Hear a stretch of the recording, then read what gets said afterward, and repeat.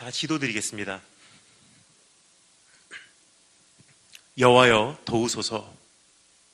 경건한 자가 끊어지며 신실한 자들이 인생 중에 없어지고 있습니다. 주님, 이와 같은 시편 저자의 고백과 같이 우리도 이 시대 가운데 주님 앞에 다시 한번 호소합니다. 메말라가고 있는 교회들의 현실들, 가식화돼 가고 있는 수많은 예배의 현장들. 하지만 하나님, 주의 백성으로서 이제는 무엇을 바라봐야 할지, 무엇을 기다려야 할지, 무엇을 소망해야 할지, 오늘 다시 한번 주님께서 우리의 시선을 주님께 고정시킬 수 있는 기회를 허락해 주기를 소망합니다. 예수 그리스도의 보혈로 우리를 덮어주시고 십자가의 공로로 감추어 주시사 오늘 주님 이 자리에 계시기에 조금 더 불편한 자리 되지 않게 하시고 우리들의 모습, 주의 공로 힘입어 감히 주의 전으로 들어가 주 앞에 설 수 있도록 도와주기를 소망합니다. 주의 얼굴 보기 원합니다. 주의 음성 듣기 원합니다. 주 성령님 우리에게 오셔서 이 말씀을 가르쳐 주시고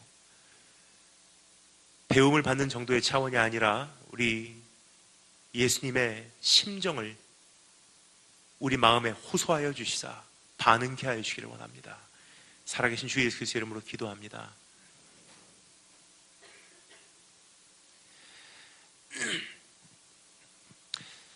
지금 이 시대에 교회와 성도가 되찾지 않으면 안 되는 한 가지 참 중요한 자세가 있지 않나 생각이 됩니다.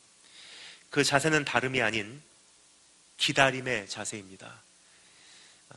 영적으로 보나 사회적으로 보나 또 혹은 개인적으로 보나 모든 것이 기다림의 능력을 상실한 그런 조급한 시대로 접어들고 있기 때문입니다. 하지만 여러분, 기다림이 없이는 하나님을 알 수가 없고요, 기다림이 없이는 주님의 뜻이 이루어지는 것을 목격할 수가 없고요, 기다림이 없이는 사실은 우리의 신앙을 주님 앞에 온전히 고백할 수 있는 기회가 없다는 사실을 먼저 말씀을 드리고 싶습니다. 삶을 살아가다 보면 주님이 잘 보이지 않을 때가 많이 있습니다. 삶의 역경과 아픔과 고난과 통증과 고독함 속에서 주님을 느끼기는 더더욱 어려워지지 않나 생각이 됩니다. 하박국 선지자의 글에 귀를 기울여보면 우리와 동일한 이와 같은 불안감과 갈등으로 그도 씨름하고 있었음을 우리가 감지할 수가 있습니다. 하박국서 1장, 2장은 다음과 같은 두 가지 부분으로 나누어진다고 생각을 합니다. 첫 번째 부분은 첫 번째 Q&A라고 저는 제목을 짓고 싶고요, 두 번째 부분은 두 번째 Q&A라고 또 제목을 짓고 싶습니다. 첫 번째 Q&A의 막은 하박국 선지자의 주님을 향한 질문으로 열리게 됩니다. 하박국 선지자가 이와 같은 질문을 하나님께 외치며 호소하는 내용을 읽을 수가 있습니다. 하나님 어디 계십니까? 정말 듣고 계십니까? 주님 살아계십니까? 한번 반응해 보십시오. 주님이 정말로 살아계신다면 왜 세상은 악해져만 가고, 주님께서 정말로 우리를 사랑하신다면 왜 우리의 인생길은 가면 갈수록 굽어 돌기만 합니까? 라는 질문입니다. 그것에 대한 하나님의 답은 하박국 선지자가 예상치 못했던 내용이었습니다. 그러한 질문에 하나님께서 이와 같이 대답하십니다. 이제 갈대아 민족을 들어서 내가 이스라엘을 심판할 것이다. 이제 이방 민족을 들어서 네가 그토록 호소하는 악을 내가 멸망시킬 것이다. 그러면서 두 번째 Q&A가 시작이 됩니다. 하박국 선지자가 하나님께 두 번째 질문을 던지기 시작합니다. 하나님, 이게 웬 말입니까? 하나님 백성이 아무리 약하다고 해도 그 민족을 심판하시기 위해서 어찌 더 악한 자들을 사용해서 주의 백성을 아프게 하십니까? 우리가 아무리 잘못했다고 해도 우리보다 악한 사람들을 들어서 왜 하나님의 백성들을 하나님께서 연단시킵니까? 라는 질문입니다. 하나님, 주님의 뜻이 도무지 이해가 되지 않습니다. 하나님의 뜻이 도저히 납득이 되지 않습니다. 하나님의 경영을 나는 도저히 이해할 수가 없습니다. 그러한 질문에 이번에도 하나님께서 답을 하십니다. 이와 같은 내용입니다. 딱 한마디만 하세요. 명확한 대답이 아니라, 어떠한 방향 제시가 아니라 한마디만 하신다는 거예요. 기다리라. 비록 더딜지라도 너는 기다리라. 오늘의 상황이 도저히 이해가 되지 않아도 잠잠히 기다리라. 인생이 도저히 납득이 되지 않아도 주님의 뜻이 다 이루기까지 잠잠히 기다리라. 세상이 점점 악해져만 가고 답이 없는 것과 같이 보여도 너는 기다리라. 억울하고 답답하고 외로워도 참고 기다리라. 사실 여기까지 말씀드리면 어떤 분들은 이와 같이 대답하실 것입니다. 기다림의 중요성은 어려서부터 교회를 다녔기 때문에 이미 많이 듣고 왔고요, 잘 알고 있는 바입니다. 근데 여러분, 이 기다림이라는 것이 무엇인지 조금 더 구체적으로 우리가 정리할 때가 되지 않나 생각이 듭니다. 왜냐, 성경이 말하는 이 기다림, 참된 신앙의 자세라는 것은요, 그냥 시간이 지나기까지 대기한다는 개념이 아니에요. 성경에서 말하고 있는 이 기다림이라는 것 도대체 무엇인지 성경이 우리에게 알려주고 있는 기다림에 내포되어 있는 5가지 구성 요소들이 있습니다. 이 5가지를 오늘 본문 말씀에서 함께 발견하며 정리해 나가도록 하겠습니다. 첫 번째, 인내하는 것. 두 번째, 바라보는 것. 세 번째, 수종드는 것. 네 번째, 사모하는 것. 그리고 마지막 5번째, 기뻐하는 것. 5가지 정리해 보도록 하겠습니다. 그럼 첫 번째, 따라하시면 감사하겠습니다. 인내하자. 한 번 따라하시면 감사하겠습니다. 인내하라. 3절 말씀 다 같이 한 목소리로 읽겠습니다. 3절 말씀 다 같이 한 목소리로 읽겠습니다. 준비하시고 시작.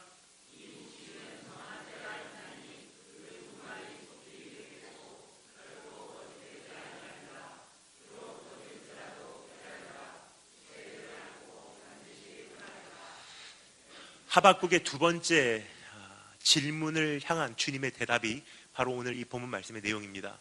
주님의 대답은 더도 아니고 덜도 아니고 응답은 더딜 것이다. 그러나 기다리라라는 우리를 향한 요구의 음성이었습니다. 여기 사용되는 기다리라는 단어를 좀 생각해 보기를 원합니다. 기다린다라는 단어는요, 우리말로는 기다리라라는 단어로 표현이 되어 있지만 원어는요, 하카라고 하는 히브리어 단어입니다. 근데 그 단어를 직번역하고자 하면은 기다린다라는 단어 표현보다도 더 정확한 그 표현들이 있지 않나 생각이 됩니다. 그 표현은요, 인내하라 혹은 오래 견뎌내라 라는 그 의미입니다. 즉, 쉽지 않은 기다림의 과정이 될 것이라는 사실을 암시해주고 있는 그러한 표현이 아닌가 생각이 됩니다. 많이 답답해질 것이다. 원망되고 두려울 것이다.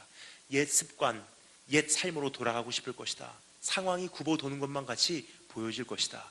현실이 악화되어 가는 것만 같이 보여질 것이다. 그러나 인내하라. 끝까지 견뎌내라.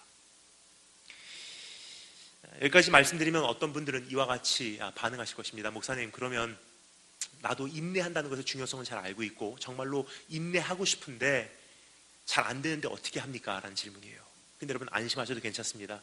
저는 좋은 소식을 여러분께 알려드리기 위해서 왔기 때문에 인내해야지 하는 부담감을 갖는 것이 아니라 인내하는 방법도조차 제가 말씀드리기를 원합니다. 어떻게 인내가 가능한지를 설명드리도록 하겠습니다. 인내라는 것은요, 노력으로 이루어지지 않는 우리의 자세예요. 하지만 인내를 이루기 위해서는요, 내 안에 반드시 형성돼야 되는 2가지 이 마음가짐을 가지면 인내는 자연히 내 삶 속에 맺혀지는 열매입니다. 다시 한번 정리드리고자 하면 이런 뜻입니다. 내 안에 이 2가지 마음 자세만 온전히 설립된다면 시간이 지나면서 서서히 내부에서 표면적으로 인내심이 스며나오게 돼 있다는 거예요. 그러면 그 인내라는 열매를 맺기 위해서 내 안에 요구되는 두 가지 마음 자세는 무엇인지 잠시 설명을 드리도록 하겠습니다. 첫 번째, 따라서 감사했습니다. 겸손하자. 내적인 겸손을 소유하는 것이 인내를 향한 첫걸음입니다. 다른 말로 표현하겠습니다. 인내의 씨앗은 겸손이라는 사실입니다. 근데 여기까지 말씀드리면 또 오해가 있을 수 있습니다. 그 겸손, 나는 못합니다. 나는 안 됩니다. 우리가 보통 일반적으로 자기 자신을 과소평가하는 것이 겸손이라고 생각을 합니다. 부분적으로는 맞긴 하지만 성경에서 말하고 있는 겸손의 더 정확한 그림을 말씀드릴 필요가 있다고 생각을 합니다. 시간 관계상 제가 어떠한 말로 표현을 하기보다도 성경에 기록되어 있는 것을 그냥 있는 그대로 읽어 전해드리는 것이 명확한 정의가 되기 때문에 제가 야고보서 4장 말씀을 읽어드리도록 하겠습니다. 잘 들으시면 좋겠습니다. 겸손에 대한 정확한 그림입니다. 들으라, 너희 중에 말하기를 오늘이나 내일이나 우리가 아무 도시에 가서 거기서 1년을 유하며 장사하여 일을 보리라 하는 자들아, 내일 일을 너희가 알지 못하는도다. 너희 생명이 무엇이뇨? 너희는 잠깐 보이다가 없어지는 안개니라. 너희가 도리어 말하기를 주의 뜻이면 우리가 살기도 하고 이것저것을 하리라 할 것이거늘. 정리합니다. 겸손이라는 것은요, 내 갈 길을 내가 알지도 못하고 어차피 내 갈 길을 내가 안다 한들 내 뜻대로 되지도 않습니다. 이것을 인지하고 인식하고 인정하고 그것을 토대로 살아가는 것이 겸손이에요. 우리 안에는요, 내 나름대로 사회에게 영향을 받은 어렸을 때 듣고 온 이야기로 형성이 된 혹은 내 나름대로의 심지로 구성이 된 틀과 꿈과 성공에 대한 그림이 있습니다. 몇 살 때까지는 어느 대학 가고 그 대학 아니면 이 대학 가고 이 대학에 이런 성적으로 졸업하고 이런 친구들 사귀고 이러한 데서 인턴십하고 이렇게 졸업했을 때 어느 곳에 내가 취업하면 봉급 어느 정도 받아야지 불행한 삶이 아니고 어느 정도의 동네에 어느 정도의 집에 살아야지 내 인생은 그나마 행복하고 몇 살 때 결혼하고 어떠한 가정 꾸미고 어떠한 아내하고 살고 어떠한 남편하고 살고 또 건강하게 살다가 몇 살 때 은퇴하고 그리고 단기 선교행이나 다니면서 주님 앞에 내 노후를 바치고 그렇게 하다가 천국 가면 좋겠다 말은 하지 않아도요, 내 안에 그러한 청사진이 존재한다는 거예요. 하지만 내가 생각했던 대로 대학 못 가고요, 취업되지 않고요, 질병이 걸려서 모든 것이 지연되고요, 내가 가야 되는 길목에서 돌발 상황으로 인해서 우회의 길목으로 들어서고요. 그렇게 되면 우리 안에 발생하는 반응은 무엇입니까? 초조함이에요. 조급함이에요. 무슨 뜻이냐면요, 인내하지 못한다는 뜻이에요. 하지만 반대로 한번 생각해 보겠습니다. 하나님, 어차피 내 인생은 내가 어떠한 길로 가야 되는지 내 자신도 잘 모르겠습니다. 그리고 어떠한 길로 가기를 원한다고 해도 그것이 내 맘대로 되지도 않습니다. 그래서 내 인생을 주님 손에 온전히 위탁하리니 하나님께서 원하시는 방법대로 인도해 주시기를 원합니다. 그러면요, 내 안에 틀이 없는 거로 어떤 문제가 발생하고 역경이 닥쳐오고 장애물이 경험이 돼도요, 초조하지 않고요, 당황스럽지 않고요, 조급하지 않아요. 그래서 인내심이라는 열매가 맺혀지게 돼 있다는 거예요. 즉, 인내하는 것을 못 하시는 분들은요, 내가 왜 인내심이 없을까라고 스스로를 평가하시기 전에 내 안에 한 가지가 이미 진단이 나왔음을 확신하시면 됩니다. 나는 나름 교만한 사람이구나. 내 인생은 이렇게 가야 되는데, 내 인생은 이렇게 건강해야 되는데, 내 인생은 여기까지 열매가 있어야 되는데, 내 인생은 여기까지 행복해야 되는데, 누가 만들어낸 그림이에요? 내 나름, 내 안에서 탄생시킨 그림이에요. 근데 겸손하다는 것은요, 오직 주가 나의 갈 길 아시나니. 잠언서에 보면요, 잠언의 저자도 똑같은 진리를 깨달은 것 같습니다. 사람이 마음으로 자기의 길을 계획할지라도 그 걸음을 인도하는 자는 여호와 하나님 한 분뿐이시래요. 지금 말씀드린 욥기에서는 인생의 파란만장한 삶을 다 겪은 후에 욥이라는 사람이 한마디로 자신의 인생을 이와 같이 정리를 합니다. 나의 가는 길을 오직 그가 아시나니 그가 나를 단련하신 후에는 내가 정금과 같이 되어 나오리라. 여러분 어떠신지 모르겠지만 저는 이 말씀을 읽을 때마다 항상 제 머리 뒤쪽에 떠오르는 라틴어 표현이 있습니다. terra incognito라고 하는 표현이에요. 영어로 표현합니다. the uncharted territory. 누구도 가보지 않은, 누구도 목격한 적이 없는, 혹은 지도에도 표시되어 있지 않은 영역이란 뜻이에요. 사실 우리의 인생이 바로 그러한 현장이 아닌가 생각이 됩니다. 우리 멘토들 굉장히 좋아하고요, advisor들 굉장히 우리가 사모해요. 우리의 인생에 어떠한 조언을 주실 분들, 진로를 해결해 주실 조언자들을 우린 굉장히 좋아합니다. 근데 아무리 좋은 이야기라고 해도요, 우리 한번 생각해 볼까요? 그분들이 내 인생 대신 살아주지는 못해요. 사실 좀 따져보잖아요. 그분들이 깨달은 나름대로의 조언을 해주실 뿐이지 사실은 그분들이 내 인생 경험해본 적이 없다는 거예요. 즉 우리가 가는 이 길은요, 아무도 가보지 않은 길, 나 홀로 가는 길, 나만 아는 아픔, 나만 아는 눈물, 나만 아는 고통이에요. 내 인생길 대신 살아준 사람이 없고요, 이제부터 가고자 하는 그 길 함께 갈 사람도 사실은 아무도 없어요.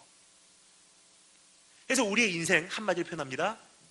terra incognito. 아무도 가보지 않은 길. 그래도 조바심을 가지고 조금씩 그 안에서도 바른 길을 가려고 한 걸음 한 걸음 내딛는 것이 우리의 삶의 몸부림침이에요.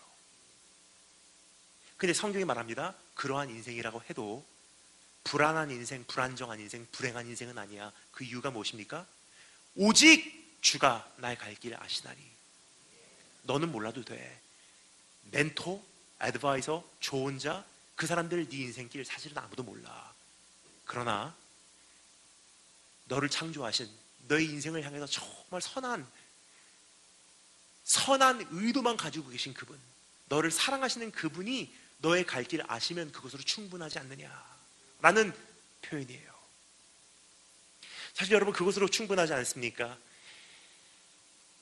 우리의 삶이 어떻게 될런지, 결과가 어떻게 마무리 지어질런지, 결국은 살게 될런지 돌아가실런지, 결국은 치유될런지 악화될런지, 허락받을런지 거절당할런지, 영접받을런지 외면당할런지 아무도 모르는 것이 우리의 삶의 한 걸음 한 걸음의 장애물들이에요. 근데 성경이 말합니다.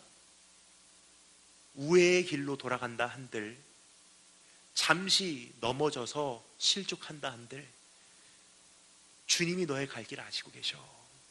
그러면 충분하지 않느냐.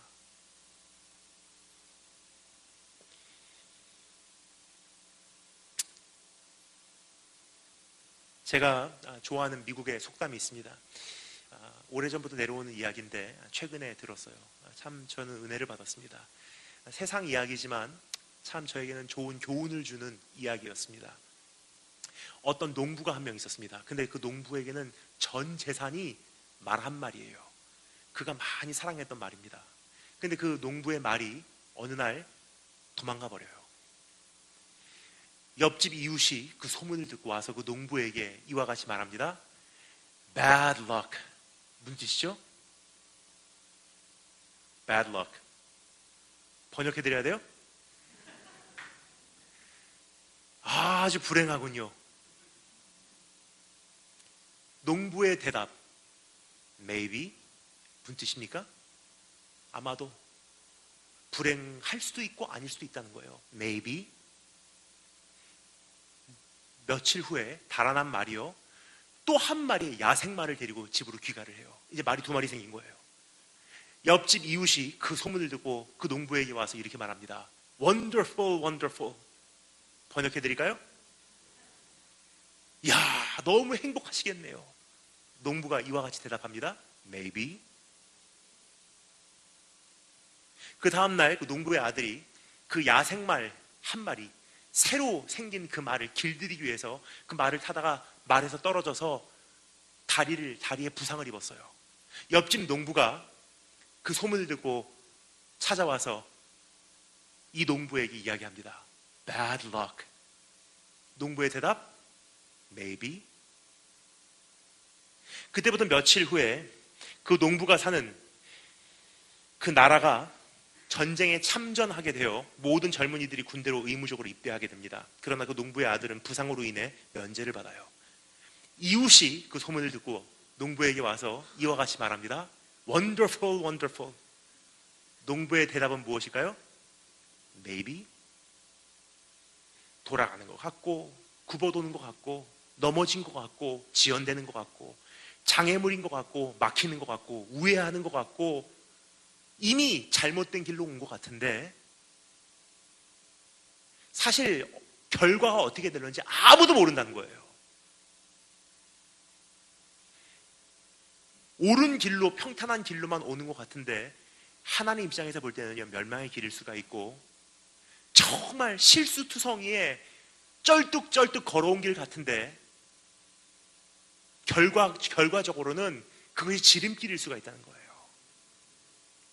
누구에게 달렸습니까? 오직 주가 나의 갈 길 아시면 됩니다. 그래서 오늘 세상 사람들은 우리에게 말할 것입니다.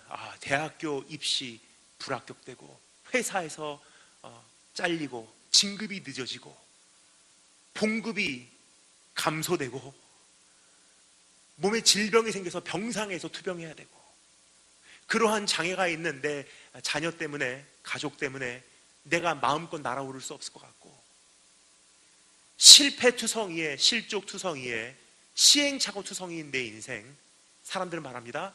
Bad luck. 근데 신앙인들은 뭐라고 대답합니까? 오직 주가 나의 갈 길 아시나니.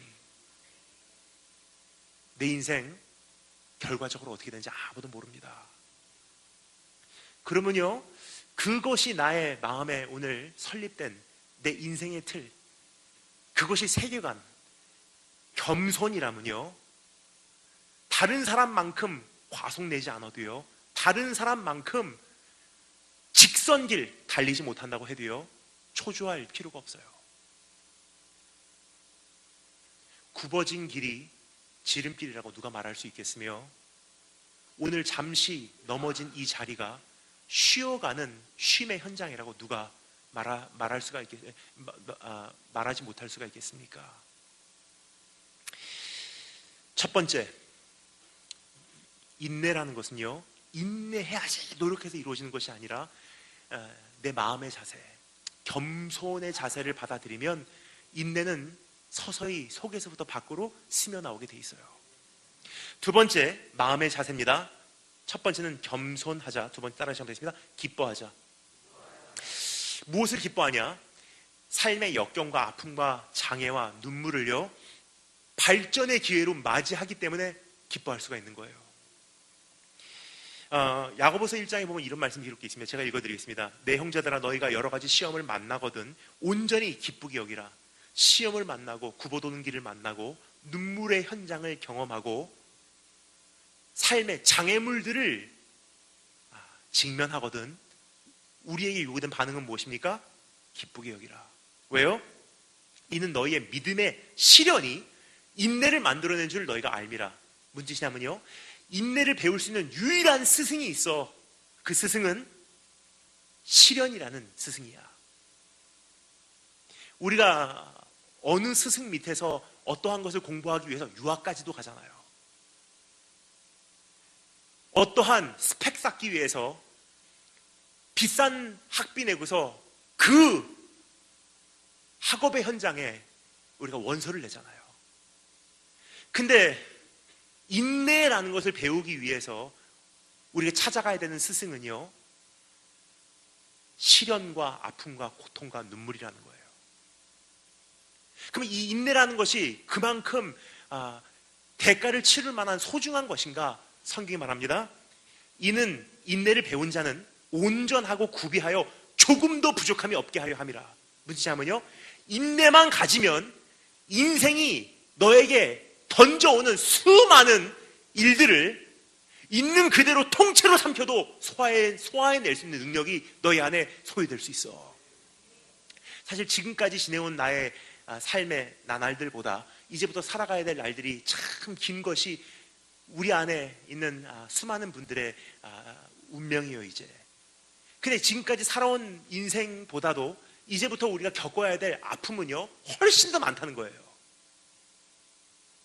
그럼 이제부터 우리가 가야 되는 길, 만만치 않은 현실들인데, 그것을 향해서 우리가 준비되기 위해서 하나님께서 우리에게 주시기를 원하시는 것은 무엇입니까? 얘다 기도 응답이다. 힘들지, 더 이상 힘들어하지 마. 하루빨리 기도 응답 받고서 네가 편해지기를 원해? 아니에요.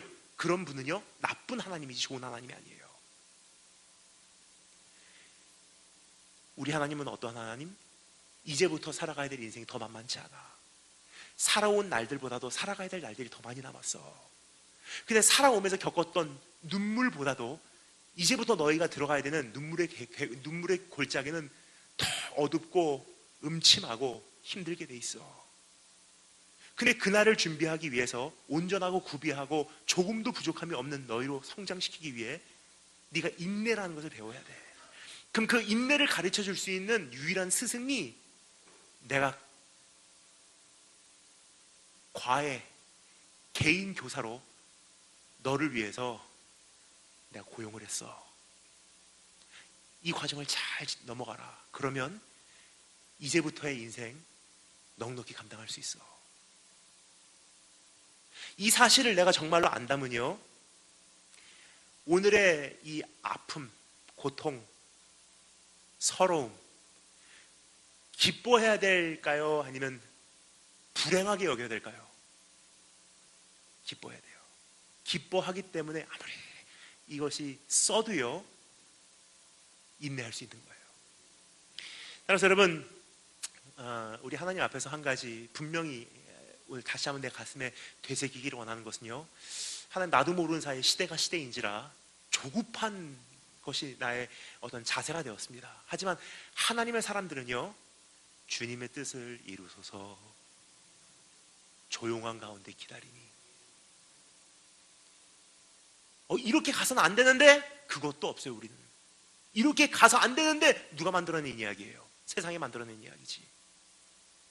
이렇게 갈 수도 있고 저렇게 갈 수도 있고, 여기서 막히면 이쪽으로 가는 것이고 여기서 막히면 저쪽으로 가는 거예요. 근데 과정 가운데 조급하지 않은 이유는 과정이 내가 성장하는 기회거든요. 제가 꽃을 좋아합니다. 전 어렸을 때 처음으로 입을 열었을 때 세상에 태어나서 해본 첫 마디가요, 꽃이었어요. 길을 지나가다가 어느 날 길가에 핀 꽃을 향해서 제가 외칩니다. 물론 저는 그거 기억하지 못합니다.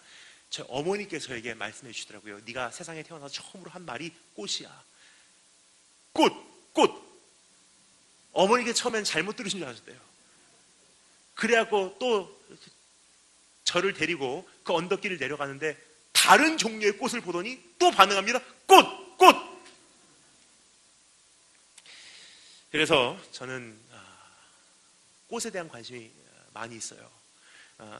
그래서 조금 전에 불렀던 찬양도 꽃, 오늘 마무리할 찬양도 꽃, 오늘 아침에 커피를 마신 카페도 꽃꽂이 하는 카페. 언젠가 저는 배우기를 원하는 한 가지가 있다면 꽃꽂이예요.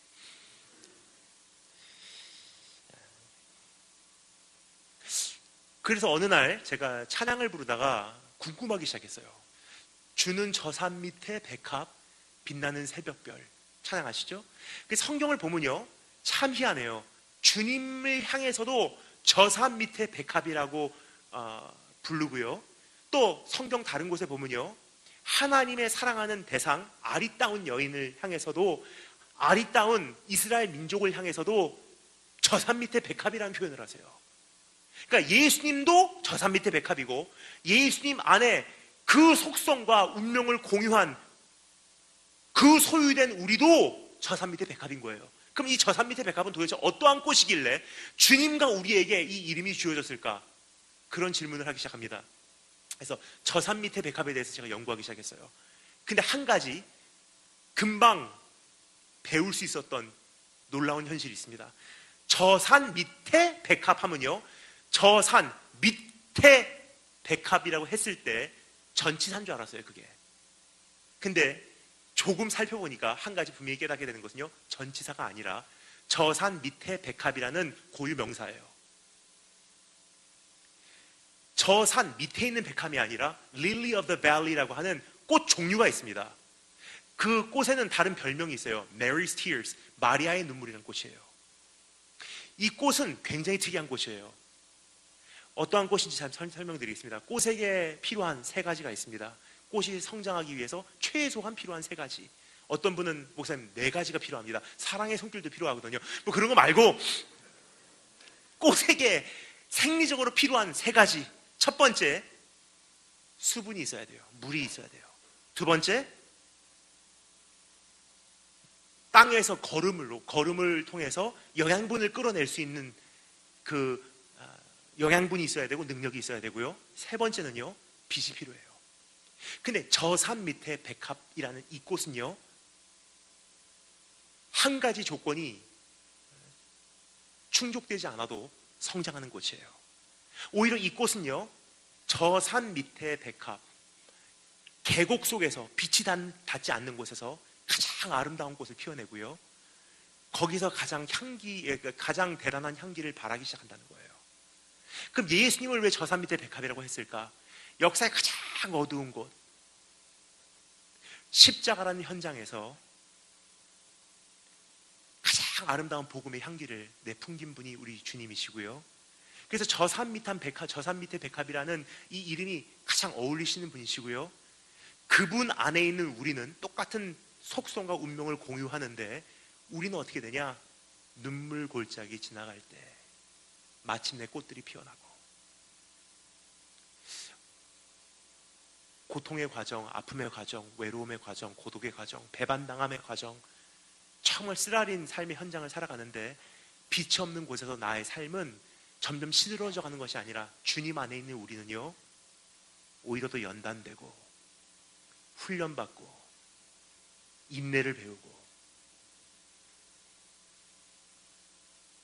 조금도 부족함이 없는 모습으로, 진짜로 향기를 발할 수 있는 모습으로 성장해 간다는 거예요.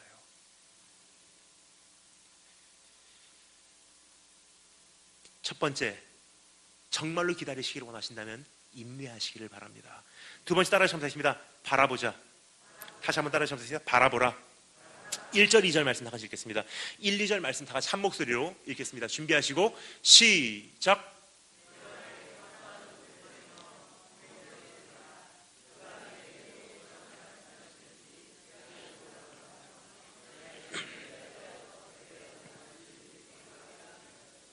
아멘. 어디까지 읽으셨습니까? 예, 끝까지 읽으시면 되겠습니다. 제가 아멘 했다고 중단하지 마시고, 자, 이어서 시작.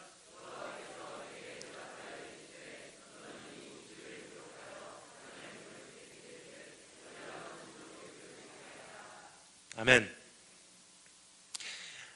이 말씀을 읽다 보면요, 시각에 대한 표현들이 금방 눈에 띄지 않나 생각이 됩니다. 예를 들어서 제가 중요한 부분들을 강조해서 읽어드릴 테니 여러분께서 어떠한 부분을 강조하고 있는지 잘 감지해 주시면 좋을 것 같습니다. 그가 내게 무엇이라 말씀하시는지 기다리고 바라보며 나의 질문에 대하여 어떻게 대답하시는지 보리라. 너는 이 묵시를 기록하여 판에 명백히 새기되 달려가면서 읽을 수 있게, 다른 말로 볼 수 있게, 다른 말로 눈에 띄게 하라. 바라보라, 보리라, 읽을 수 있게 하라. 뭐죠? 시각에 대한 표현들이에요. 즉 기다린다는 것과 바라본다는 것은요, 굉장히 밀접한 관계가 있다는 거예요. 무엇을 어떻게 바라보는지에 따라서 얼만큼 기다릴 수 있는지가 여기서 정해지기 때문입니다. 그럼 어떻게 바라봐야 되나? 오늘 성경이 우리에게 이와 같이 알려주고 있습니다. 하박국 선지자가 이렇게 고백합니다. 내가 내 파수하는 곳에 서며 성루에 서리라 그래요. 여러분, 성루라는 곳이 어떠한 곳인지 혹시 아시는지요? 성루라는 곳은요, 한 성읍의 가장 높은 곳에 위치하고 있는 탑입니다. Watchman's Tower. 그 성루에 올라가게 되면요, 사방을 향한 시야가 확보가 돼요. 가장 높은 곳이기에 사방이 보이기 시작합니다. 어떠한 것들이 보일까요? 날씨의 변화도 보이고요, 멀리서부터 다가오는 먼지바람이 형성되는 것도 보이고요, 뿐만 아니라 내 성읍 바로 밑에까지 쳐들어오는 적군도 보이고요. 하지만 한 걸음 더 나가서 그 적군 뒤에 멀리서 나를 도우기 위해서 달려오는 적군보다도 많은 도움의 손길도 보이기 시작해요. 근데 성읍 밑에 있으면 무엇이 보일까요? 눈앞에 있는 현실만 보이는 거예요. 근데 높은 성루로 올라가면요, 여유를 가질 수 있는 것은 내 앞에 있는 원수도 보이지만 그 원수 뒤에 찾아오는 하나님의 도우심도 보이기 때문이에요. 그래서 기다릴 수 있는 거예요. 눈앞에 있는 현실만 보면 절대로 기다릴 수가 없습니다. 하지만 그 뒤에 있는 하나님의 도움의 손길을 바라보면요, 태어날 수 있고요, 기다릴 수 있다는 거예요. 이 원리는 하박국 선지자뿐만이 아니라 사도 바울의 고백에서도 우리가 발견할 수 있지 않을까 생각이 됩니다. 사도 바울의 인생을 가만히 보면요, 참 기가 막힌 인생이 아니었나 싶습니다. 특별히 사도 바울이 오늘날 살아계신 선교사님이라면 아마 사도 바울의 인생 이야기가 출판되면서 지금 기독교 서적에 있는 수많은 책들이 다시 출판사로 돌아가야 되지 않을까 생각이 돼요. 사도 바울의 그 인생 경험들, 여러분 지금 다 이루 말씀드릴 수가 없지만 사도 바울이 직접 간증한 내용을 제가 간추려서 읽어드리도록 하겠습니다. 나는 수고를 넘치도록 하고 옥에 갇히기도 더 많이 하고 매도 수없이 맞고 여러 번 죽을 뻔하였으니 유대인들에게는 40에 하나 감한 매를 5번 맞았으며, 여러분 40대 맞으면 사람이 죽게 돼 있어요. 그런데 40에 하나 감하니까 39대를요 5번 맞았는데 죽음의 문턱까지 5번 갔다는 뜻이에요. 3번 태장으로 맞고 1번 돌로 맞고 3번 파선하는데 일주야를 기품에서 지냈으며 여러 번 여행의 강의 위험과 강도의 위험과 동족의 위험과 이방인의 위험과 시내의 위험과 광야의 위험과 바다의 위험과 거짓 형제 중의 위험을 당하고 수고하고 애쓰고 여러 번 자지 못하고 줄이며 목마르고 여러 번 굶고 춥고 헐벗어노라. 그러나 생각건대 현재의 고난은 장차 우리에게 임할 영광과는 좋게 비교할 수가 없도다. 생각건대라는 단어를 다른 말로 표현해 볼까요?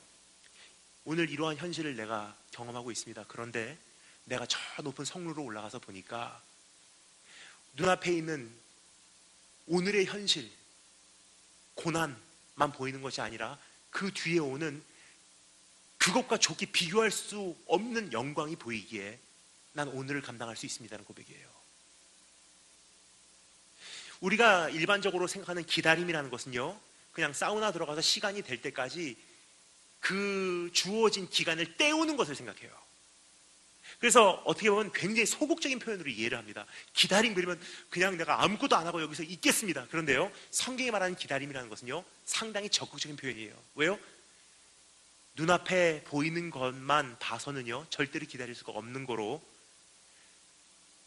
매번 성루로 올라가야 되기 때문이에요. 고난이 닥칩니다. 성루로 올라갑니다. 다른 말로 표현해 볼까요? 주님의 약속 기억하고 되새기고 묵상하고. 역경이 닥칩니다. 성루로 올라갑니다. 다른 말로 표현하겠습니다. 주님의 음성 듣기 위해서 밤새도록 기도하고 다시 한번 주의 가슴에 귀를 기울이고. 뭐예요? 매번 성루로 올라가는 거예요.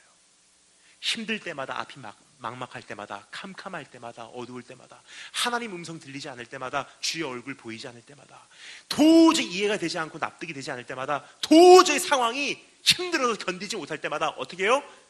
성루로 올라가라는 거예요. 묵상하고 기억하고 되새기고 주님에 대해서 알아가기 위해서 몸부림치고 기도하고 금식하고. 그러다 보면 어떻게 해요? 보이기 시작해요. 오늘의 현실이 아니라 성루에서만 볼 수 있는 더 큰 그림이 내 안에 보이기 시작한다는 거예요. 그러한 시야를 확보한 사람들만 할 수 있는 것이 기다림이에요. 세 번째, 따라 점사하겠습니다. 수종 들자. 다시 한번 수종 들라. 1절 말씀 다 같이 읽겠습니다. 다시 한번 1절로 돌아가서 1절 말씀 다 같이 한 목소리로 읽겠습니다. 준비하시고 시작.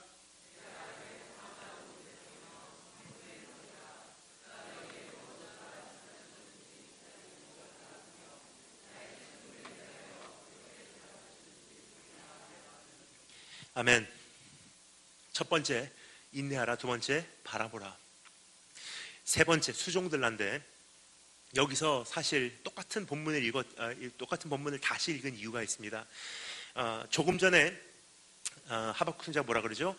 성루의 설이라 그래요. 근데 성루나 지금 말씀드리는 파수하는 곳이나 동일한 위치예요.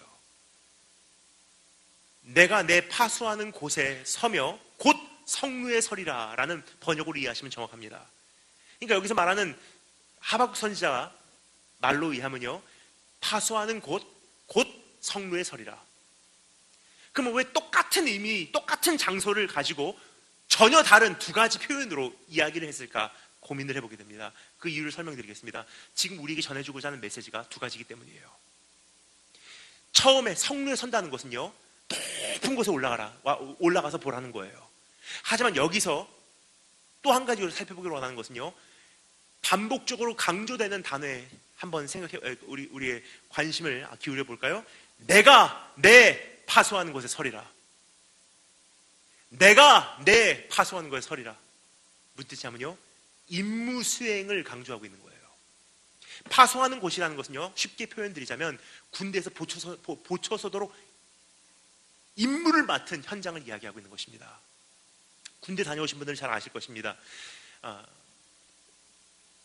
보초 서면이요, 굉장히 지루해요. 365일 보초 선다고 해도요, 단 한 번도 적군이 쳐들어오는 것이 안 보이는 것이 당연한 것이고 그게 감사한 거예요. 그러니까 밤새도록 파수하는 곳, 보초 쓰는 현장에 내가 서잖아요.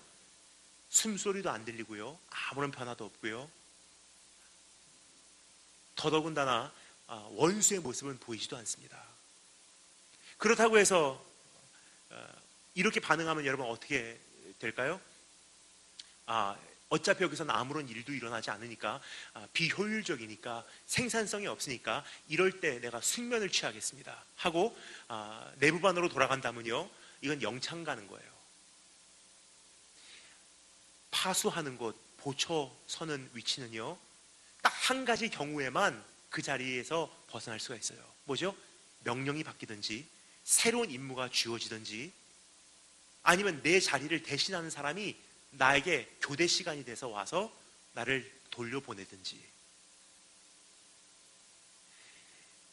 여기서 이야기하고 있는 것은 바로 이런 뜻입니다. 높은 곳으로 올라가는 것뿐만이 아니라 기다림에 있어서 참 중요한 또 한 가지는요, 너에게 허락한 이 기다림의 현장, 기다림의 현실, 기다림의 기간은 네가 파수하는 곳, 하나님께서 너에게 그 자리를 임명하셔서 너에게 주신 초소야. 거기서 이탈하지 마. 아무런 변화가 일어나지 않는다고, 지루하다고, 아무런 열매가 없다고, 기도해도 아무런 역사가 일어나지 않는다고, 오히려 상황만 악해져 간다고, 더 지루해진다고, 내 인생에 무슨 의미가 있을까, 그러한 생각 때문에 사람들이 조금 기도하다가 떠나는 거예요. 조금 신앙생활하다가 떠나는 거예요. 일반적으로 우리가 기다리지 못하는 원인은 다른 방법론, 다른 해결책, 다른 현장을 찾아 떠나기 때문입니다. 기도를 하여도 변화가 없기에 기도의 자리를 결국은 떠나버리고, 참을 만큼 참아도 변화가 없기에 새로운 자리를 찾아 떠나가고, 반복되는 생활 가운데 아무런 진전이 없는 것 같이 느껴지기에 새롭고 자극적인 변화를 갈망하기 시작하는 것이 우리로 하여금 기다림을 갖지 못하게 하는 요소들입니다. 그러나 한 가지 분명한 것은요, 조금 시간이 지나잖아요. 처음 떠날 때는 기도를 쉬면은 뭔가 일어나겠지, 어차피 기도해도 아무런 역사가 일어나지 않았어. 이 선교단체, 이 교회에 있으면 결국은 내가 성장하는 것이 별로 느껴지지 않아. 새로운 것이 뭔가 있지 않을까? 이 선교단체, 저 선교단체에 가면 뭔가 있지 않을까? 여기서 썩지 말고 내가 외국에 나가면 뭔가 있지 않을까? 그러한 마음 자세로 있다 보니까 굉장히 조급하고 초조하고 있다가 거기 가면 될 줄 알아요. 근데 가신 분들은 잘 아십니다. 처음에는, 적응 기간에는요, 어느 정도의 흥분이 있어요. 흥분이 있다는 것은요, 충족이 있다는 거예요. 근데 그 기간이 딱 끝나잖아요. 모든 분들의 동일한 고백, 한국이나 여기나 똑같구나. 그 교회나 이 교회나 똑같구나. 그 선교단체나 이 선교단체나 똑같구나. 우리 집이나 자취하는 거나 똑같구나. 하나님은요, 우리의 삶을, 하나님의 선택하신 백성을요, 그 스포트라이트로 쫓아다니세요. 그러니까 하나님께서 우리에게 그러한 과정을 주시고 현장을 주셨는데요, 아무런 변화가 없다고, 지루하다고, 무의미한 것 같이 느껴진다고 다른 장소로 이탈하잖아요. 끝난 것 같죠? 안 끝나요. 다른 장소, 다른 때, 다른 사람을 통해서 똑같은 문제가 재현돼요. 언제까지? 내 한평생 가운데 그 문제를 놓고 하나님께서 합격하시는 그때까지. 그럼 하나님께서 오늘 나에게 주시는 지혜는 무엇입니까? 이탈하지 마, 도망가지 마, 돌아서지 마. 그 가정 아무리 답답하다고 해도, 그 현실이 아무리 숨막힌다고 해도, 아무런 변화가 없다고 해도, 아무런 열매가 보이지 않아도, 아무리 기도해도 역사가 일어나지 않은 것 같아도 절대로 그 자리 비우지 마. 왜요? 나는 내 파수하는 곳에 서리라. 임무수행이에요. 다른 말로 표현해 볼까요? 내가 여기서 기다리는 것이 주님을 향한 수종드는 나의 모습입니다. 우리가 한 가지 하나님에 대해서 크게 오해를 하고 있습니다. 하나님을 향해서 우리가 뭔가를 드려야 되는데, 훌륭한 사역자가 되거나 세계적인 무대에 서서 영광 돌리는 삶을 살거나 영향력 있는 삶을 살아서 수많은 사람을 하나님께 돌아오게 해야지 주님께서 나의 삶을 기뻐 받으신다고 착각을 하십니다. 근데 오늘 이 말씀에 보면요, 그것도 중요하지만 더 중요한 것이 한 가지 있어요. 그것은 무엇이냐면요, 위대하게 쓰임 받지 않아도 돼. 세계적인 무대에 서지 않아도 돼. 영향력 있는 삶을 거기까지 펼쳐내지 않아도 돼. 어떠한 사람들 보면요, 매일 반복되는 지루한 일상생활, 숨막히는 가정환경, 오늘도 제한되는 나의 삶의 그런 한계들이 있잖아요. 때로는 내가 돌봐야 되는, 책임을 갖지 않으면 안 되는 내 동생 혹은 내 자녀, 우리 부모. 나는 날아오르고 싶은데 나로 하여금 날아오르지 못하게 하는 현실들. 근데 하나님께서 그것을 주신 이유는요, 이것을 다 뿌리치고서 영광 돌리는 삶을 위해서 넌 유학을 가! 세계적인 무대에 세워지기 위해서 너는 이렇게 해가 아니에요. 다시 한 번 말씀드리겠습니다. 우리는 어떻게 해야 되는 것이 없어요. 우리 삶 속에 주님께서 나에게 요구하신 것은 오늘 어떻게 살 것이냐, 오늘 어떻게 살아야 된다고요? 이탈하지 마, 도망가지 마, 돌아서지 마, 후퇴하지 마. 그 가정이 내가 너에게 준 예배 현장이야. 정말로 하나님 높여드리고 싶으십니까? 그 답을 어떻게 하는지 말씀드리도록 하겠습니다. 하나님은 창조주시기 때문에 그분의 역할은 주도예요. 하지만 우리는 피조물이기 때문에 우리의 역할은 어디까지나 반응일 뿐이에요. 우리가 주도하는 것이 아니라는 거예요. 우리의 인생은 높아지고 낮아지고 영향력이 있고 없고 세계적인 무대에 세워지고 안 세워지거든요. 주도하시는 그분의 주권에 있는 거지 내 노력에 있는 게 아니라는 거예요. 그럼 내 노력의 영역은, 범위는 무엇입니까? 오늘이에요. 최선. 하나님께서 나에게 요구하시는 것은요, 주도가 아니라 반응입니다. 그 반응은 어떻게 나타나야 되냐? 굴복이요, 요동치 아니함이요, 기다림이에요. 이것은 신뢰가 요구되기 때문이에요. 그러니까 하나님께서 우리를 창조하셨기 때문에, 창조자 되신 그분께서 우리에 대해서 제일 잘 아세요. 따라서 내가 무엇을 가장 좋아하는지도 기뻐하는지도 잘 아시지만, 내가 무엇을 가장 힘들어하는지도 제일 잘 아세요. 그러면 창조주께서 우리 안에 보실 때 네가 가장 힘들어하는 것이 무엇인지 내가 잘한다 하면서 지적하는 것이 뭔지 아세요? 인간들은 기다림을 몰라. 왜요?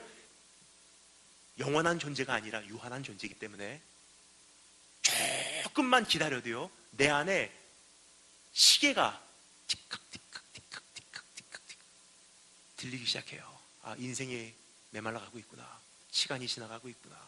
내 인생이 이렇게 또 무의미하게 끝나고 있구나. 또 하루가 지나갔구나. 또 한 살 더 먹었구나. 그래서 초조한 거예요. 인간이 하나님께 드릴 수 있는 가장 힘든 것이요, 기다림이에요. 그럼 하나님께서 반대로 생각해 보여요. 하나님께서 우리를 통해서 가장 받기를 원하시는 신뢰의 예배가 무엇일까요? 기다림이에요. 쓰임 받는 거, 사역하는 거, 봉사하는 거, 헌신하는 거 다 중요합니다. 하지만 그것보다 더 기뻐 받으신 것이 한 가지 있다는 거예요. 신뢰. 그래서 믿음이 없이는 기쁘시게 못한대요. 그럼 믿음이란 것은 어떻게 표현되냐? 묵묵함, 진득함, 움직이지 않음, 요동치 않음, 기다림, 인내, 바라보는 것. 답답한 가운데 요동하지 않는 것, 막막한 가운데 후퇴하지 않는 것, 캄캄한 가운데 돌아서지 않는 것, 그 자체가 주님께서 우리에게 진정받기를 원하시는 신뢰의 예배요, 믿음의 제사요, 신앙의 노래입니다. 하나님 섬기시고 싶으세요? 하나님을 바로 수종드는 방법 가르쳐드리겠습니다. 오늘 있는 가정, 학업, 직장에서 움직이지 마세요. 어느 날 하나님께서 나에게 다른 명령을 주신 날이 올 거예요. 합격. 이제는 다른 데로 인사발령. 그때 끝나는 거예요. 그때까지는요, 부르신 곳에서나 예배하리. 오늘 그러한 부르심으로 주님을 기쁘게 드리는 우리 한 분 한 분 되시길 주님으로 축원합니다. 그래서 이 기다림이라는 단어, 조금 전에 말씀드렸죠? 원어로는 뭐라고요? 하카라는 단어인데, 그 단어 안에 포함되어 있는 또 하나의 의미가 있어요. 우리말로는 그 단어가 잘 느껴지지가 않아요. 기다림이라는 것은 딱 한 가지를 의미합니다. 그냥 기다린다. 근데 하카라는 단어 안에 포함되어 있는 이 두 가지 요소를요, 그래도 그나마 잘 포용한 것이 영어 단어예요. 기다린다를 영어로 뭐라 그러죠? wait. 근데 wait라는 단어 안에는 또 하나의 의미가 있는 거 여러분 인지하시고 계신지요? 기다린다라는 단어도 있지만 wait라는 단어 안에 또 하나의 의미가 있어요. 음식점 가서 나를 서빙해주는 사람들을 뭐라 그러죠? 나를 수종드는 사람들을 뭐라 그러죠? waiter, waitress라 그래요. 기다리는 사람들이에요. 왜요? 기다리면서 난 허리에 띠를 띠고 당신이 무엇을 요구하든 난 당신을 섬길, 수종들, 그래서 당신 마음에 기쁨을 줄 준비가 다 돼 있습니다. 난 그렇게 충성을 맹세합니다. 그게 waitress, waiter, 기다리는 이들의 자세이기 때문이에요. 그럼 하나님께서 우리에게 기다리라 했을 때 요구하는 것이 무엇이냐? 수종드는 거야. 허리에 띠를 띠고 움직이지 마. 내가 밥 먹는 사이에, 내가 여기서 대화하는 사이에, 여기서 차 마시는 사이에, 여기서 내가 일을 진행하는 사이에 가만히 지켜보고 있다가 네 눈에 감지되는 때가 와. 아, 이것이 필요하겠구나. 주님 말씀하시면 내가 나가겠습니다. 주님 뜻이 아니면 내가 멈춰서겠습니다. 그게 수종드는 거예요. 오늘 주님께 그렇게 수종들어 주님의 마음을 기쁘게 해드리는 축복이 있으길 주님으로 축원합니다. 네 번째 단어 감사했습니다. 사모하자. 다시 한번 사모하라. 3절 말씀 다 같이 읽겠습니다. 3절 다 같이 한 목소리로 준비하시고 시작.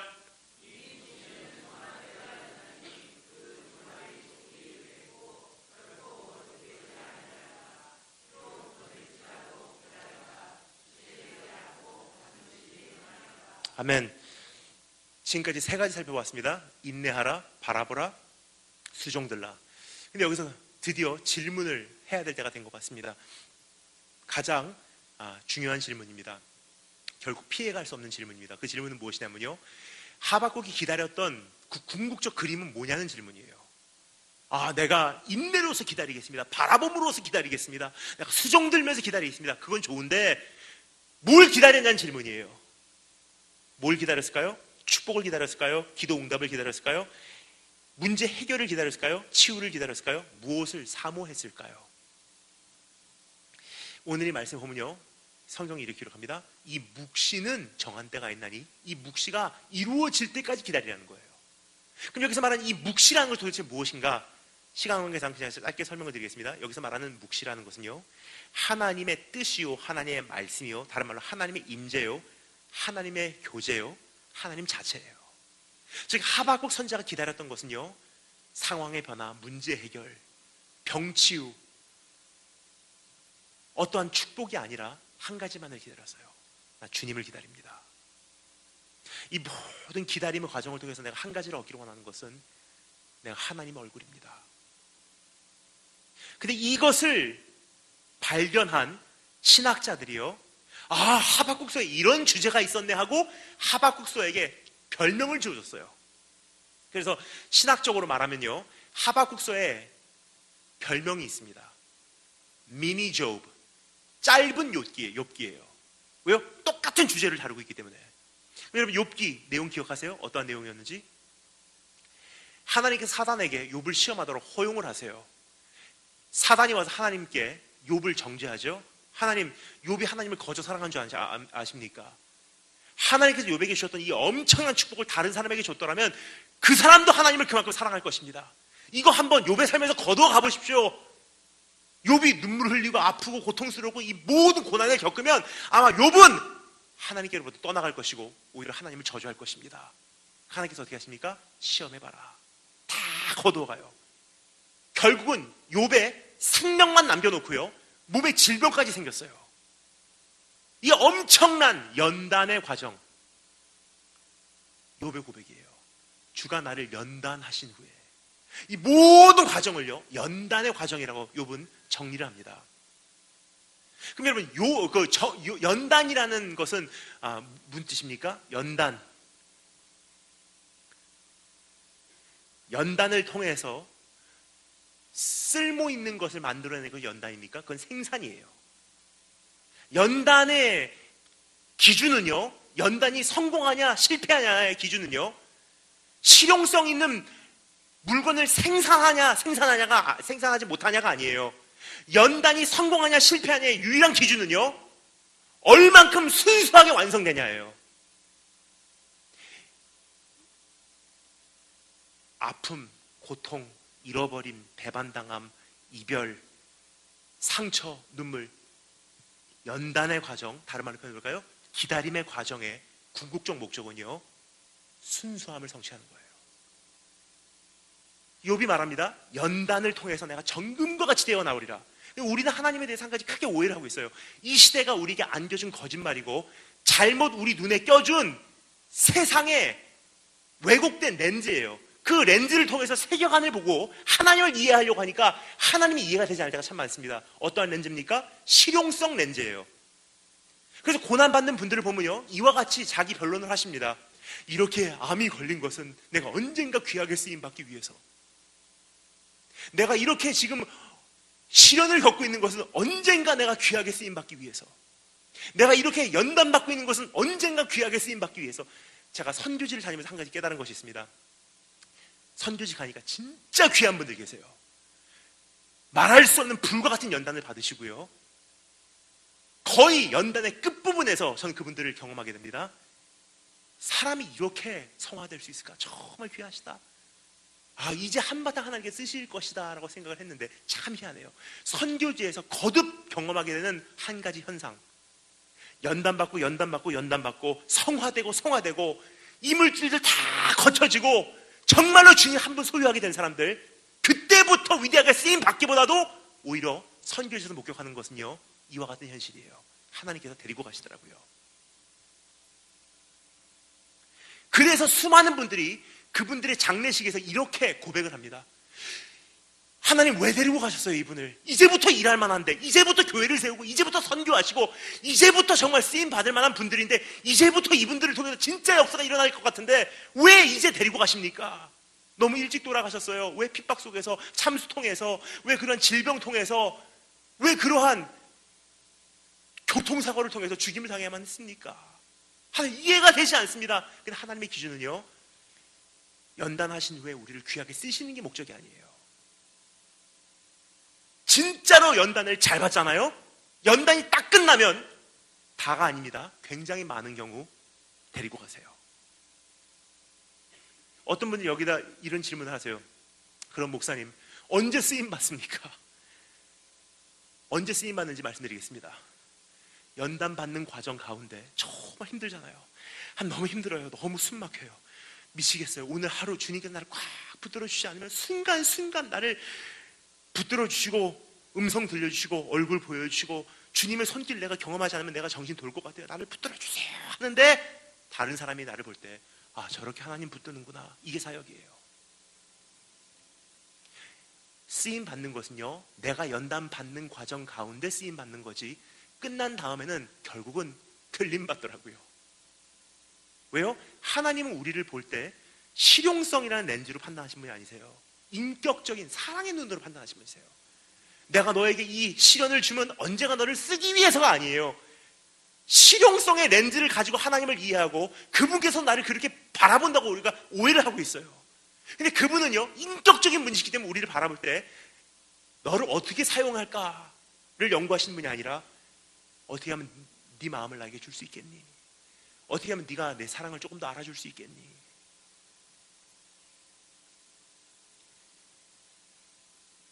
언제나 제가 말씀드린 한 가지 비유가 있습니다. 정금을 만들어내는 것이 연단의 목적이잖아요. 그렇죠? 정금을 만들어내는 것이 연단의 목적인데 정금을 가지고 실용성적인 렌즈로 평가한 사람은 이상한 사람이에요. 이 정금을 가지고 내가 어떻게 돈벌이를 할까?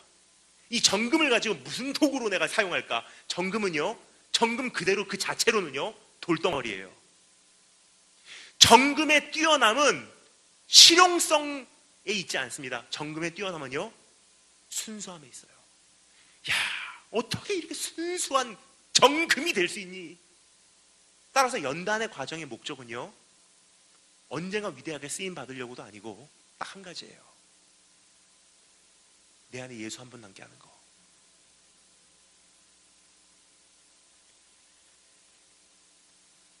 그래서 이 비밀을 깨달은 찰스 스퍼전 목사님께서 이와 같이 주님 앞에 고백을 합니다. 하나님, 내 몸에 살 중 단 한 점이라도 주를 위하여 찢어지기를 싫어하는 살이 있다면 아무리 아파도 그것을 도려내 주세요. 내 혈관으로 흐르는 피 중 단 한 방울이라도 주를 위하여 흘려지기를 거절하는 피가 있다면 아무리 힘들어도 그 피를 다 쏟아버려 주세요. 나는 주의 것입니다. 이게 연단이에요. 그 연단이라는 단어를 지금 우리가 살펴보고자 하는 이 말씀의 표현으로 이야기하겠습니다. 기다림이에요. 그래서 기다림의 과정은 사모하는 과정이에요. 하나님, 내가 주님을 원합니다. 주님을 원합니다. 주님을 원합니다. 문제가 해결되기를 기다리는 것이 기다림이 아니고 상황이 바뀌기를 기다리는 것이 기다림. 그거는 시간을 때우는 거예요. 언젠가는 내 인생의 흐름이 바뀌지 않을까? 나쁜 날도 있으면 좋은 날도 있으니까 그날이 오기를 기다려야지. 비 오는 날도 있으면 해가 뜨는 날도 있으니까 언젠가 좋은 날이 올 거야. 그런 기다림이 아니에요. 성경이 요구하고 있는 기다림은요, 정확한 목적이 있는 기다림이에요. 나 주님 얻기 원합니다. 그때까지는 연단하시고 또 연단하시고 또 연단하셔서 내 안에 있는 모든 이물질들 다 거두어가 주세요. 살점이든 피 한 방울이든 하나도 남기지 마시고 내 안에 예수만 남게 해주세요. 마지막 5번째 따라 하겠습니다. 기뻐하자. 한 번 더 기뻐하라. 4절 말씀 다 같이 한 목소리로 마지막으로 읽겠습니다. 4절 준비하시고 시작.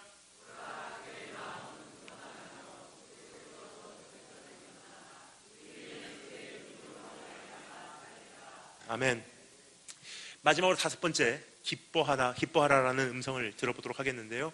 지금까지 4가지는요, 상당히 많은 노력과 의지가 필요해요. 따라서 이것이 다라면요, 내 기다림에도 한계가 있다는 거예요. 내가 의지로 인내하고 내 노력으로 높은 곳에 가서 바라보고 내가 신음 가운데 주님 이곳을 지킴으로 주님께 수종 들고 나를 연단하는 가운데 내가 주님 한 분만을 원해서 아직은 잘 모르겠지만 언젠가는 주님을 원하는 날이 올 것 같기에 그냥 여기서 힘들어도 기다리겠습니다. 좋죠? 그런데 한계가 있어요. 기다릴 수 있는 한계를 맞이한다는 거예요. 그런데요, 기다릴 수 있는 무한계로 기다릴 수 있는 방법이 있습니다. 기다림의 과정이 기쁘고 즐거우면요, 이 기다림의 과정이 한평생이라고 해도 감당할 수 있어요. 그래서 마지막으로 살펴보기를 원하는 이 권면의 음성은요, 이 기다림의 과정이 즐거워야 돼. 이 기다림의 과정이 과정을 기뻐해야 돼. 그 비밀을 깨달았던 하박국 선지자가 결국은 하박국서 마지막에 두 번째 Q&A에서 하나님의 답을 듣고 기다리라! 라는 그 음성을 듣고 하박국 3장에 하박국 선지자가요, 자신의 이제부터의 신앙 결단을 선포를 해요. 이렇게 기다리겠습니다.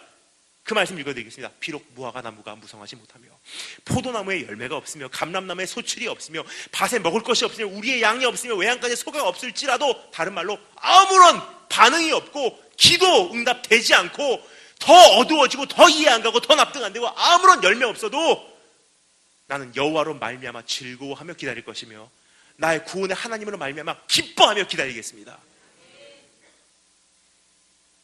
즐거워한다, 기뻐한다. 과정이 즐거움과 기뻐함의 발걸음이어야지 기다림의 한계가 무한계라는 거예요. 자, 그러면 한 번 더 정리해 보겠습니다. 어디서부터 시작했는지 여러분 기억하세요? 하박국의 원래 모습 1장, 하나님 어디 계십니까? 지금 살아계십니까? 주님 살아계시면 한번 말씀해 보세요. 주님 뜻이 도저히 이해가 되지 않습니다. 하나님 정말 선하신 분이라면 왜 이런 악한 일들이 있습니까? 세상은 점점 악해져 가고 있어요. 주님 정말 살아계신다면 왜 이런 일들이 있습니까? 그런 사람이요, 3장에 와서는요, 난 주 여호와로 말미암아 기뻐할 것이며 주 여호와 하나님으로 말미암아 내가 기뻐할 것입니다. 즐거워할 것입니다. 이런 변화가 어떻게 가능하냐는 거예요. What happened? 그 답을 드리겠습니다. 그 전환점이요, 지금 읽은 이 말씀이에요. 오직 의인은 믿음으로 말미암아 살리라. 믿음으로 살겠다는 결단이 세워지는 순간 상황이요, 그때부터는 기쁨의 여정이 된다는 거예요. 그럼 여기서 질문입니다. 믿음으로 산다는 건 도대체 무엇일까요? 결단으로 산다는 뜻이 아니에요. 세상 흔들리고 사람들은 주를 떠나도 나는 오직 믿음으로 나는 움직이지 않겠습니다, 그런 뜻이 아니에요. 여기서 말하는 오직 믿음으로 살리라는 것은요, 히브리서 저자가 그 비밀을 알았던 것 같아요. 히브리서 저자는요, 나중에 하박국을 비롯한 모든 구약의 신앙의 선배들을 향해서 이렇게 정리를 합니다. 그들은 모두 약속을 받았지만 그것이 성취되는 것을 보지는 못했습니다. 그러나 멀리서 그것을 미리 바라보고 즐거워했대요. 그 약속의 내용이 무엇입니까? 악이 성하고 의인이 고난받고 세상은 점점 어두워져만 가고 하나님 정말 살아계신가, 심판의 하나님, 사랑의 하나님, 이게 도저히 이해가 되지 않고, 그러나 언젠가는 메시아가 오실 거야. 그분 안에서는 사랑의 하나님도 이해가 될 것이고 심판의 하나님도 내가 이해가 될 날이 와. 그분 안에서는 하나님의 경영이 납득이 될 거야. 그분 안에서는 내가 사랑받고 있다는 사실이 확신이 될 거야. 믿음의 눈으로요, 미리 바라보고 메시아가 오심을 기뻐했던 거예요. 그래서 기다리는 거예요. 내 한평생에 그 메시아가 나타나지 않는다 한들 그분이 반드시 오심은 확실하니까, 하나님 세상이 정말 저버러져 가고 악해져 가고 이해가 되지 않고 납득이 되지 않는 것 같아도 언젠가는 납득이 될 날이 오기에 난 기다리겠습니다. 근데 히브리서 저자가 우리에게 또 한 가지를 이야기해 줍니다.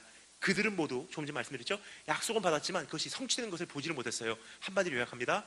한 날개를 가지고 한평생을 앙망한 자들이에요. 나는 미리 바라고 기뻐합니다. 언젠가는 오실 줄 믿습니다. 아멘. 주님을 믿습니다. 언젠가는 오실 것입니다. 그런데요, 우리는 약속도 받았지만 그것을 성취도 목격한 자예요. 문제점은요, 날개 두 개를 가지고 앙망합니다. 오신 메시아도 봤지만 오실 메시아도 알기 때문에 그렇게 앙망하는 자는 독수리가 날개쳐 하늘로 올라감 같을 것이요, 달려가도 걸어가도 곤비치 않고 피곤치 아니하리라. 이미 십자가 위에서 증명됐어요. 얼마나 선하신 분이신지, 얼마나 하나님 나를 사랑하시는지, 얼마나 정확하신지, 얼마나 정의로우신지, 얼마나 거룩하신지, 얼마나 신실하신 분인지 십자가 위에서 다 증명이 됐는데요, 그것으로 끝나지 않습니다. 또 오신다는 거예요. 이제 그날이 오면은 이해가 가. 지금 도저히 이해가 되지 않아도 그날이 되면 반드시 네 인생에 한 가지 약속하마, 이런 날이 네 입술에 반드시 있을 거야. 이래서 나의 삶 속에 그 눈물을 주셨군요. 이래서 하나님 그때 그렇게 이별하게 하셨군요. 이래서 그때 힘들게 하셨군요. 이래서 기다리게 하셨군요. 야, 하나님 정말 감사합니다. 그날이 반드시 오게 돼 있어. 그 고백을 내가 너에게 결단코 듣고야 말 것이다. 그것을 믿는 자는 과정이 기쁘다는 거예요.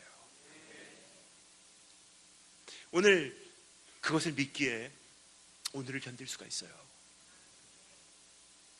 신앙이라는 것은 문제가 해결돼서 상황이 바뀌어서 치유가 일어나서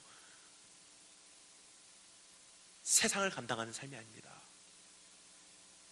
지금 읽었던 이 선지자의 고백과 같이 비록 무화과 나무가 무성하지 못하며 열매는 메말라가고 살아갈 길은 점점 좁아지고 아무리 씨를 뿌려도 점점 저물어가고 세상은 점점 악해져가고 나는 거꾸로 사는 것 같고